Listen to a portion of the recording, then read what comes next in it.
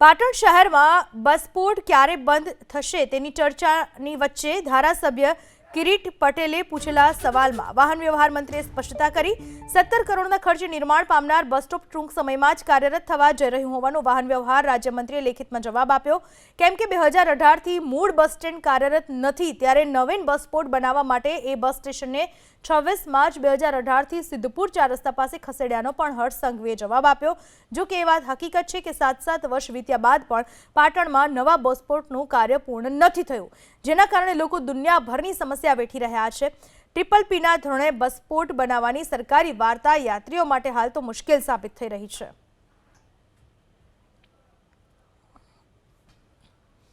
બસ સ્પોટની વાત છેલ્લા આટલા સમયથી બસ સ્પોટ બનાવવાની વાત હજુ પણ કાગળ પર જ પાટણમાં નવીન બસ સ્ટોપ પૂર્ણતાના આરે હોવાનો સરકારે જવાબ રજૂ કર્યો છે।